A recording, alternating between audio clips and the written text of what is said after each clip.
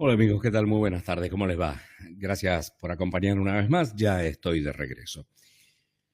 Bueno, finalmente Martín Menem fue reelecto presidente de la Cámara de Diputados. Un amplio apoyo consiguió para esto, una sesión en la que el riojano recibió el apoyo de todos los bloques, menos el de Unión por la Patria y del Frente de Izquierda. Y a la par de esto, o consecuentemente de esto, el gobierno convocó a sesiones extraordinarias en el Congreso de la Nación. Bueno, en esas sesiones, va a incluir un proyecto para reformar los fueros del Congreso. Las extraordinarias van del día 5, es decir, desde hoy, y hasta el 27 de diciembre. Y el temario no está muy definido, finamente definido. Está, sí, hay pinceladas, hay grandes rasgos de qué es lo que se va a tratar allí. Un proyecto para limitar los fueros que impiden que diputados y senadores sean detenidos hasta haber sido condenados. La eliminación de las PASO, las primarias abiertas, simultáneas o obligatorias. La modificación al régimen de financiamiento de los partidos políticos y la ley antimafia que impulsa la ministra Patricia Bullrich, también el juicio en ausencia y autorizaciones para que el presidente viaje al exterior. Los dos proyectos de reforma política, PASO y financiamiento, son la prioridad para el Poder Ejecutivo, para el gobierno. Y no está allí ficha limpia. Y a riesgo de ser redundante, yo voy a seguir insistiendo con la necesidad de que esté. No sé qué habrá en la reforma política, no tenemos la letra chica ni el proyecto de que desde hoy hasta el 27 vamos a ver cuántas de esas sesiones extraordinarias resultan fructíferas, resultan laboriosas. Mirá, yo insisto con lo de ficha limpia porque me acuerdo lo que dije semanas atrás cuando en los dos intentos fallidos de tratarla por falta de quórum y del propio oficialismo, entre otros, yo en un momento dije, demostrame que no estás negociando ficha limpia por las PASO, demostrame que no estás negociando ficha limpia por la continuidad de Martín Menem al frente de la Cámara de Diputados, demostrame que no es una estrategia electoral porque querés competir con Cristina el año que viene en las elecciones. Y llama a extraordinarias y trata ficha limpia. Y yo había dicho, me subo a la silla y aplaudo. Bueno, en la silla sigo sentado. Y como yo, muchos, y vos también, y los que esperamos que esto sea tratado. Mirá, cuando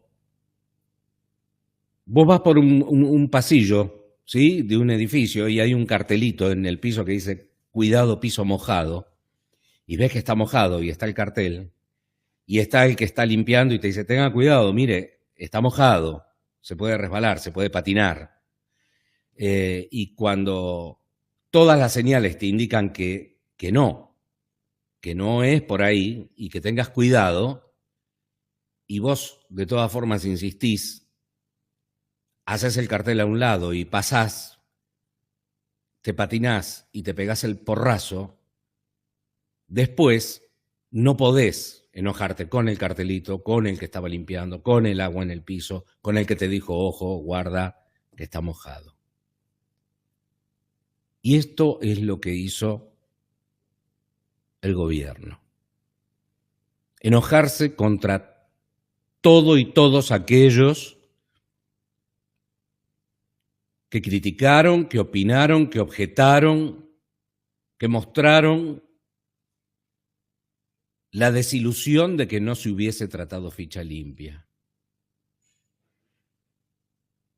Y cargó contra todos y contra todo. Y mucho más se enojaron en la Casa Rosada cuando las sospechas de la negociación, de la reelección de Martín Menem en diputados, de las PASO, de la estrategia electoral y demás, empezaron a ganar distintos colores, distinta fuerza, distintas expresiones, desde donde fueran, desde los medios, desde la gente, desde las calles, desde las redes sociales a las que tanto mira el gobierno. Estas cosas estamos haciendo. Digo, más se enojaron y más furiosos se pusieron cuando esa sospecha de que ficha limpia no había sido tratada por alguna de estas cuestiones salieron a desmentirlo. Y en distintas expresiones el presidente Milei también manifestó su enojo frente a esto. No, acá no hay negociación con la casta, no. Bueno, pero en definitiva, la sospecha, el pensamiento crítico, ¿en qué se fundó y en qué se basó? En que no hubo nunca una respuesta oficial, tajante y determinada, mediante la cual el gobierno dijera, no dimos quórum, o el oficialismo, no dimos quórum para ficha limpia por tal y cual razón. ¿Cuál fue la respuesta en cambio? ¿Cuál fue el camino que tomó? Primero, enojarse. Enojarse con el cartelito que decía cuidado piso mojado. Una tontería. Segundo, desmentir todo argumento, sospecha, suspicacia, pero basado en nada.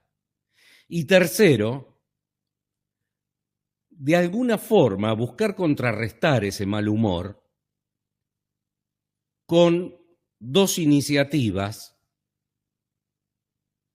de las cuales en algún momento se había hablado en campaña, de las cuales también están en el colectivo de la opinión pública y que tenía que ver, por un lado, con la atención sanitaria gratuita a los extranjeros, y esto sobre todo en las provincias limítrofes. Esto en el norte se estaba sufriendo mucho, en detrimento de la ya difícil situación de la salud pública en toda la Argentina, pero en todo el país, insisto, mucho más marcada esta problemática en aquellas provincias limítrofes, sobre todo las del norte, y en la que sí hay un concepto generalizado del sentido común de decir, sí, yo me voy a Bolivia y me atienden en un centro sanitario y me cobran, porque si alguien se cruza de Bolivia a la Argentina no vamos a hacer lo mismo. Es lógico. A ver, no, eso no merece discusión. Entonces, como eso pega, buscó contrarrestar ese desánimo, ese enojo por no dar quórum para tratar ficha limpia, y además le agregó lo de la posibilidad de arancelar las universidades con una curiosidad: a los extranjeros no residentes. Cuando en el trámite más simple, más sencillo, más elemental, si vos sos extranjero y estás radicado en la Argentina y sos residente en la Argentina y estás con toda la de la ley, podés ir e inscribirte en una universidad. Si estás de ilegal, no te vas a poder inscribir. Si no tenés la residencia, no te vas a poder inscribir, te lo piden. Tiene residencia, dónde vive, ya cuando haces la ficha. Pero bueno, suena lindo, al igual que lo de la salud, pero son cosas distintas. Bueno, el gobierno ensayó una suerte de, no de defensa, pero de distracción al enojo por el no tratamiento de las PASO con esto. Es decir, Un gobierno en el que yo siempre insisto, no se lo puede analizar políticamente como históricamente se analizaron los gobiernos en la Argentina, porque es algo distinto, porque el presidente es algo distinto, porque la forma de gestionar es distinta, porque la visión es distinta, porque el tiempo y la época es distinto. Pero esto no significa darle un cheque en blanco y sí, está bien, déjalo que él sabe lo que hace. No, no es así. Y cuando menos, frente a la opinión, bien intencionada, razonada, pensada, no chicanera, que encima te enojes. No puedes enojarte por esto. Mira, está por cumplir, estamos a nada, a horas de que se cumpla un año del gobierno de Milei. Y un año difícil, muy difícil, por un lado para los argentinos. El anterior, siempre fue difícil para todos nosotros. Hemos sido a lo largo de la historia cómplices o responsables de las dificultades que hemos padecido, porque hemos sido nosotros quienes hemos puesto a quienes pusimos en el Congreso, en la Casa Rosada, en las gobernaciones, en las intendencias. Pero políticamente hablando, si se quiere, sí, un año difícil para el gobierno, para su administración. No obstante, el gobierno creo que sacó a lo largo del año resultados más positivos de lo que quizás esperaba tener. O quizás estaba muy confiado, ¿sí?, de tenerlo, de tener esos resultados. Pero, no obstante esto, hay que pensar que su confianza debe de verse reflejada en la opinión pública, como para que quede convalidada, ¿no?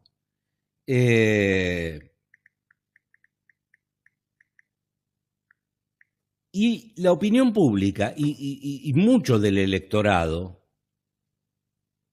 de Javier Milei quedó muy golpeado, muy desilusionado con el tema de ficha limpia, muy desilusionado. Porque conceptualmente se trataba de una de las grandes batallas contra la corrupción y contra la casta, que fueron además las banderas que llevaron a Javier Milei a la Casa Rosada. E insisto, ¿qué pasa con esto? Cuando parte de ese electorado, parte de la opinión pública, mucha parte, hace notar su disconformismo, el gobierno encima se enoja. En recientes declaraciones, en un discurso, Milei dijo: queda claro que nos importa un rábano lo que piensen los políticos.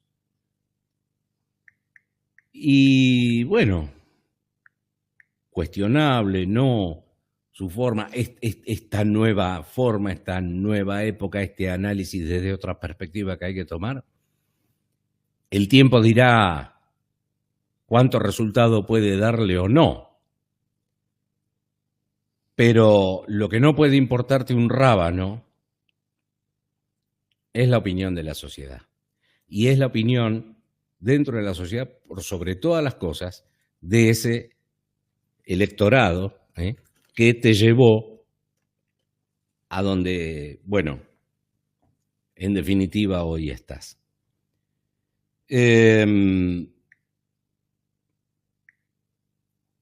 hecho de que Martín Menem haya sido reelecto quizás es decir, que haya obtenido la continuidad al frente de la Cámara de Diputados, en todas esas suspicacias, sospechas, a falta de una respuesta concreta de por qué no se había dado quórum para ficha limpia, quizás elimina, ¿no?, una de las incógnitas de decir, bueno, ¿qué era lo que se había negociado? No tratar ficha limpia, pero sí me lo sostienen a Martín Menem en la Cámara de Diputados como presidente. Bueno, entonces uno se pregunta ahora, si hubiese sido eso, ¿y la ficha limpia hoy dónde está? Y la ficha limpia sigue sin aparecer. Y digo sigue sin aparecer porque no está en el temario, ¿sí?, de el llamado a sesiones extraordinarias. Con lo cual, de todo lo que se hablaba, todavía nos quedan dos hipótesis por confirmar. Si se trató de una cuestión de estrategia electoral, porque en definitiva el oficialismo sí quiere competir con Cristina Kirchner el año que viene, y bajo los otros días la vergonzosa explicación de Guillermo Francos, de que tenían miedo de darle argumento a la oposición, de que se estuviese tratando de marginarla a Cristina, de proscribirla y demás, o la eliminación de las PASO, o las dos. Bueno, las PASO se van a tratar. Vamos a ver qué tratamiento y qué resultado tienen, qué es lo que ocurre en las extraordinarias. Y lo otro, bueno, Milei se encargó de decir que no se trataba de ningún tipo de estrategia electoral. Y si no se trata entonces de una estrategia electoral, insisto una vez más, ¿por qué no está la temática de ficha limpia en el temario de las sesiones extraordinarias? Bueno, muy bien. No sé si ustedes me están siguiendo, estamos con algún tipo de dificultad. Voy a hacer una breve pausa y enseguida estoy de regreso. Bueno, muy bien, ahora sí, estoy de regreso. Les pido disculpas por la interrupción. Un problema de estos, de las computadoras y los cortes de energía y demás. En la primera parte, bueno, haciendo un resumen por si recién te sumás, habíamos hablado que Martín Menem había sido confirmado como presidente de la Cámara de Diputados y que el gobierno había llamado a sesiones extraordinarias desde hoy 5 y hasta el 27 de diciembre. Pero que en el temario de las extraordinarias, si bien no se especificó públicamente y en detalle el contenido, no estaba previsto el tratamiento de ficha limpia.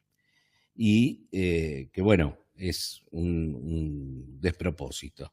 Para aquellos que estaban con la transmisión anterior, si no pueden tomar la nueva, bueno, pueden salir y volver a ingresar y retoman esta transmisión.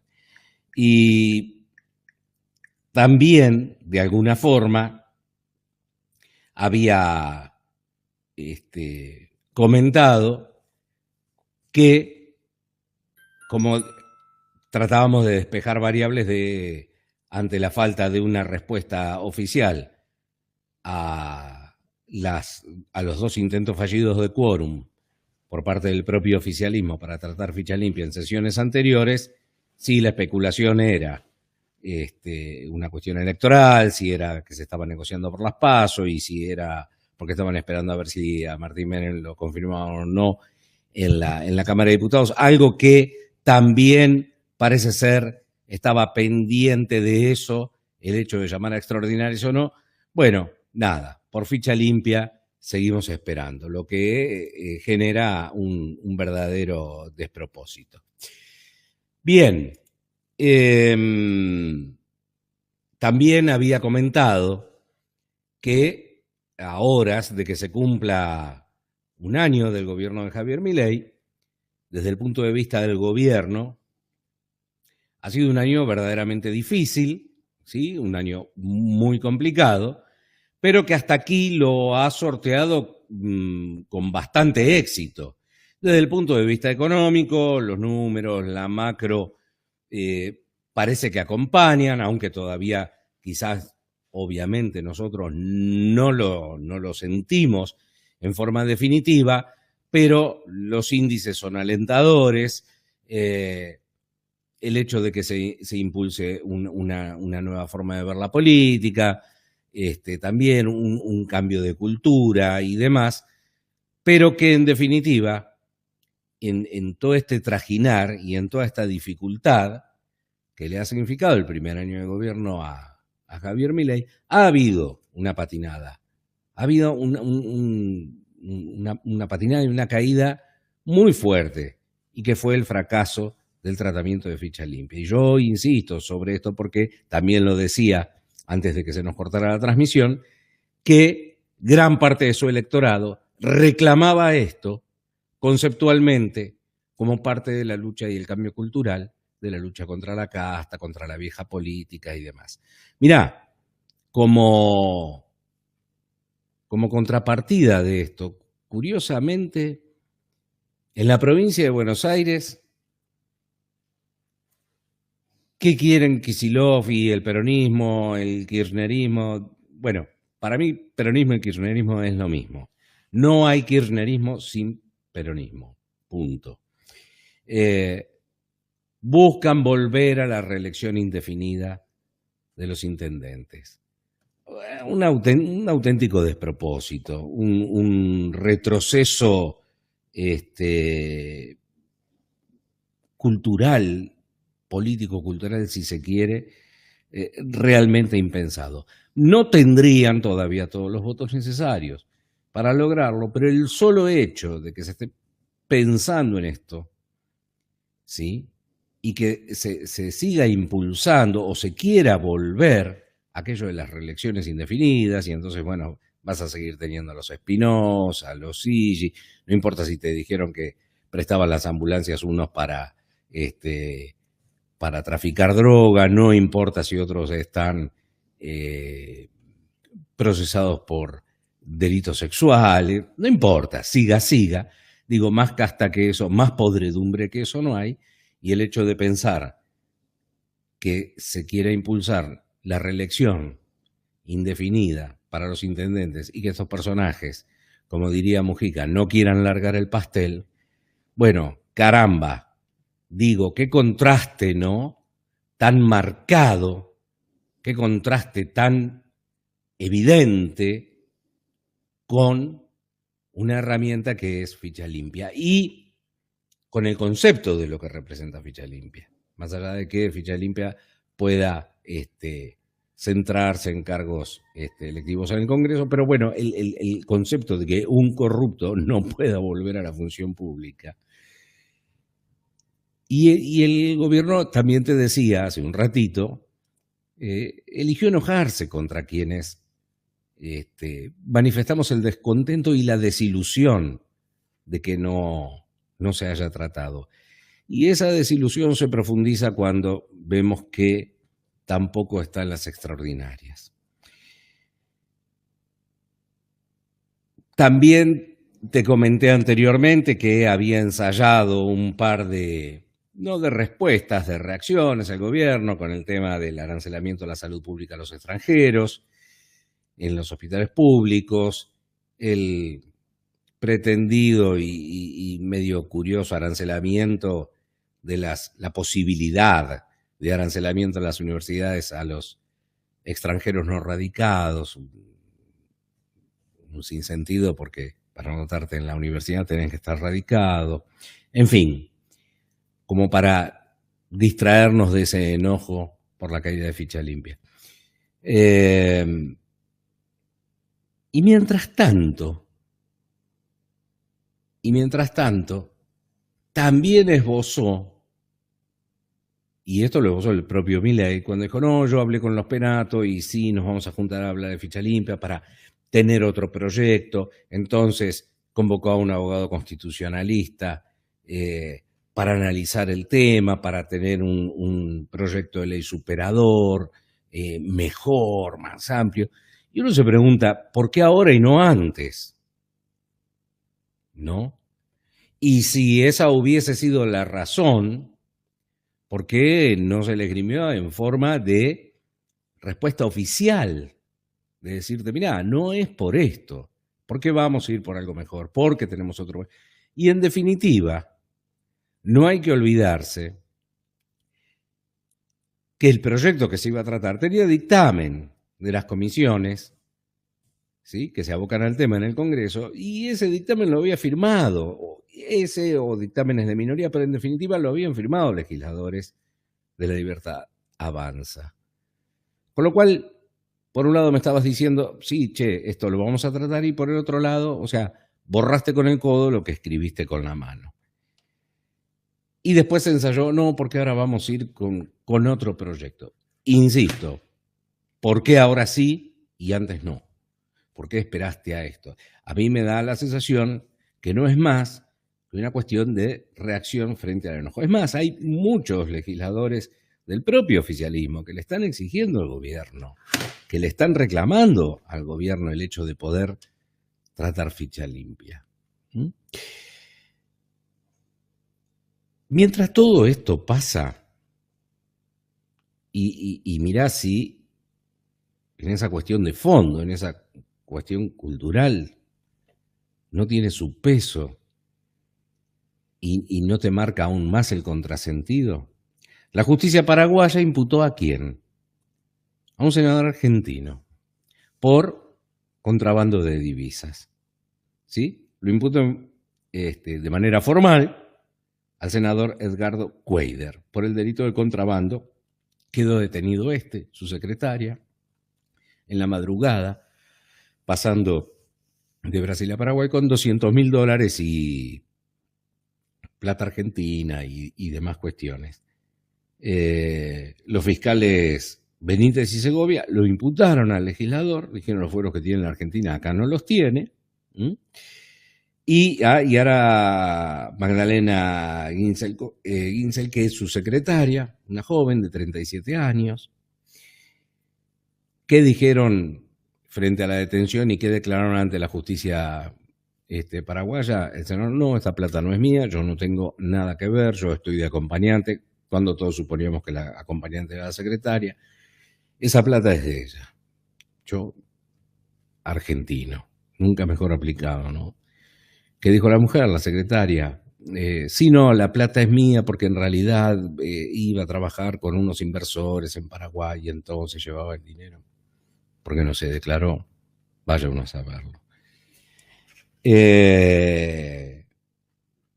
Y muchas cosas más, que detalles que dejan dudas, ¿no?, sobre esto, porque el senador ingresó a Paraguay desde Brasil con su secretaria, a la que él mismo había pedido nombrar en su despacho, ¿sí?, en el Senado, allá por febrero. El vehículo en el que iban es una camioneta Chevrolet de alta gama que está a nombre de un socio que es empleado de la Biblioteca del Congreso, un José López II. Bueno, y ahí empezaron a tirarse los platos, ¿no?, entre Milei y Cristina Kirchner. Cristina Kirchner, no, no es nuestro. Y Milei le dice, no, sí, este es tuyo. No, si fuera nuestro, no hubiese votado a favor de las propuestas del gobierno en el Congreso. Y sí, Cristina, es tuyo. Como era José López, el de los bolsos, en el convento. Y que después ensayaste toda en aquella nota, ¿recuerdan ustedes aquella nota periodística? Dame un vaso de agua, estoy muy mal, sentí mucho odio, mucha bronca, lo de José López. Esto parece que no. No, directamente no es mío, lo siento, no es mío, es de Milei. Como votó a favor de Milei en el Congreso, entonces, listo, no es mío. Pero sí es tuyo.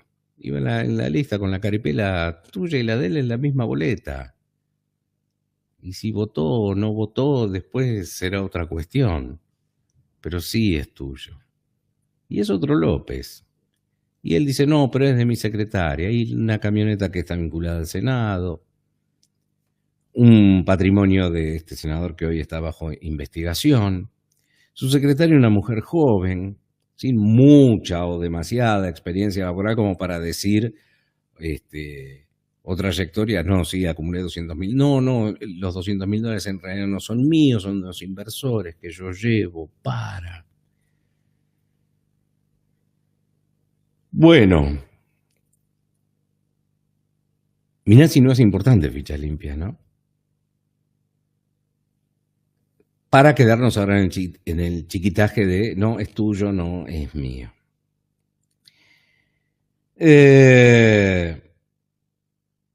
Y hablando de Cristina, la Corte Suprema de Justicia le dio una de cal y una de arena. Porque, por un lado, dejó firme el sobreseimiento de Cristina Kirchner en la causa conocida como dólar futuro. ¿Sí? Lo hizo al rechazar los recursos de la Fiscalía y dio por cerrado el caso. Es decir, no es que emitió un fallo la Corte. No, rechazó el recurso de la Fiscalía.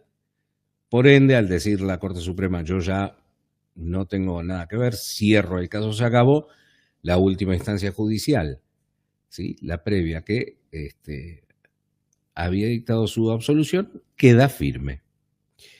El fallo, que no es un fallo, es una resolución, en realidad de la Corte lleva la firma de los 4 integrantes, ¿sí? De la Corte, Rosati, Rosenkrantz, Maqueda y Lorenzetti.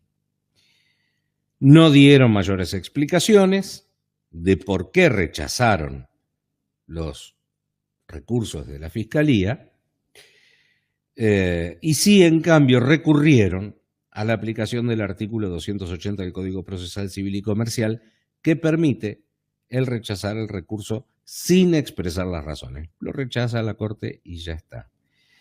Este artículo, el 280, dice, la Corte, según su sana discreción y con la sola invocación de esta norma, podrá rechazar el recurso extraordinario por falta de agravio federal suficiente o cuando las cuestiones planteadas resultaran insustanciales o carentes de trascendencia.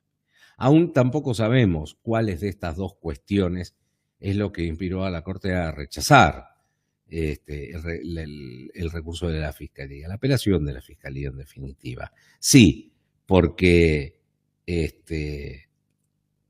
no se trató de un agravio federal suficiente o fue una cuestión que resultó insustancial o carente de trascendencia. No te lo dice. En definitiva, y por ponerlo en limpio, por eso digo, no es que la Corte analizó la causa, los fallos anteriores y entonces resolvió con un fallo, sino que dijo, no, esto nosotros no lo tratamos, punto. Tengo este artículo que me permite hacerlo y se acabó. Vos sabés que en la Argentina vos podés llegar hasta la Corte Suprema de Justicia en una acción judicial, claro está, si querés arrancando desde el robo de una gallina, ¿sí? Y empieza a pasar por todas las instancias judiciales hasta llegar a la Corte Suprema de Justicia. Ya de esto hemos hablado mucho y la Corte se tomará el tiempo que se quiera tomar para resolverlo. A diferencia de otras cortes en otros países. Por ejemplo, la Corte de Estados Unidos, no todas las causas pueden llegar a la Corte Suprema de Justicia. Porque tienen un límite, porque tienen un cupo y porque dicen nosotros vamos a atender en este año tantas causas. ¿Sí? Y una vez que llegaron a ese número de causas, todo lo demás ya no entra. Bueno, acá puede llegar todo. Después, ¿cómo se resuelve? Esta parece la forma más, debe ser una de las formas más simples de la Corte de sacárselo encima y decir, no tengo que dar explicaciones. Sencillamente puedo mencionar el artículo 280, ¿sí? Y no tomar, bajo esta norma, digo, rechazar el recurso extraordinario, que es la apelación a la Corte, por parte de la Fiscalía. Bueno, pero te decía una de cal y una de arena, porque por otro lado, la misma Corte rechazó en forma unánime un recurso de Cristina Kirchner en la causa por la firma del memorándum con Irán.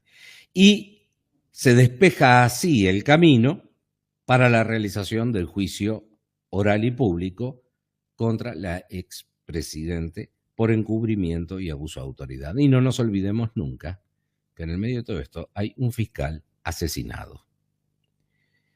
Quedaron además confirmados los jueces que van a hacer el juicio, o sea, habilitó el camino a la realización de un juicio oral y público, y los jueces serán Andrés Basso, Rodríguez Jiménez Uriburu y Javier Ríos, que además habían sido recusados ante la Corte y la Corte rechazó esas recusaciones y los confirmó como jueces para el juicio oral y público. Recordarán ustedes que el memorándum de entendimiento con Irán fue este pacto secreto vinculado con la investigación del atentado a la AMIA, firmado en 2013, por el gobierno de la propia Cristina Kirchner, en una reunión que se había realizado en Alepo y que había sido revelada por un periodista ya fallecido. ¿Les sonará el nombre Pepe Eliashev? Bueno. Y en ese memorándum allí se preveían 9 puntos, que era la creación de una comisión de la verdad para analizar la causa y la posibilidad de interrogar a los iraníes sospechosos del atentado que tienen una notificación roja de Interpol. La verdad, una de las víctimas más, además de las víctimas fatales.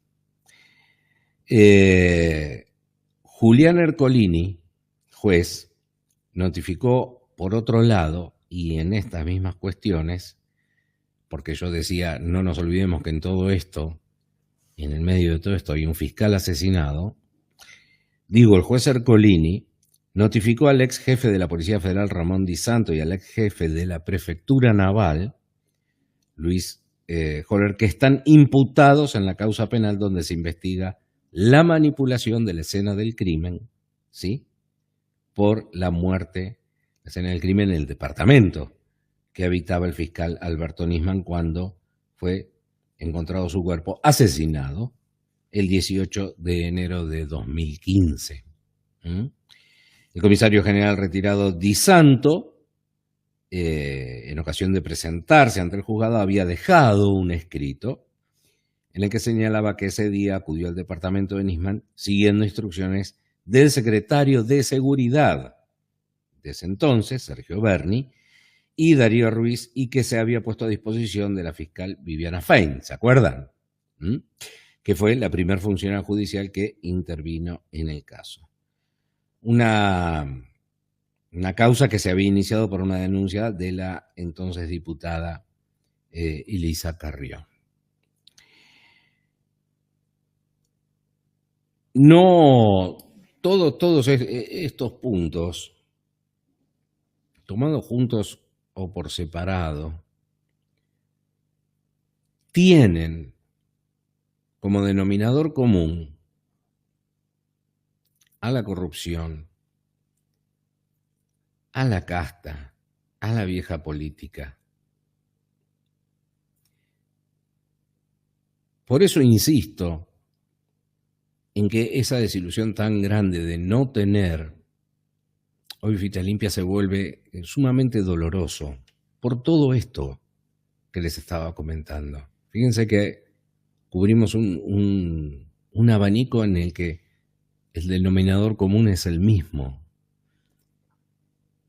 Y en el que si verdaderamente queremos, porque necesitamos un cambio, y como muchas veces dije, el cambio es tal, cuando se produce una transformación, no nos podemos poner selectivos. No podemos usar una doble vara, no podemos usar una doble moral en la que, por ejemplo, ante el patinazo que se pegó el gobierno, el oficialismo, al no tratar ficha limpia, pretenda disimularlo u ocultarlo con enojos o acusaciones cruzadas o con cualquier otra cuestión. E insisto entonces, se tratará de ver desde aquí hasta el 27 de diciembre. También tiene la facultad el presidente de prolongar, si lo considerara necesario, las sesiones extraordinarias. Como dije al principio, vamos a ver de aquí, por lo menos de aquí hasta el 27, si estas resultan fructíferas, si resultan provechosas y si nos dejan, en todo caso, algún resultado positivo que por lo menos muestre que la lucha contra la casta y contra la corrupción es tal y que es concreta y que es definitiva, más allá de lo discursivo, sino más bien en actos concretos. Querida gente, chao, hasta la próxima.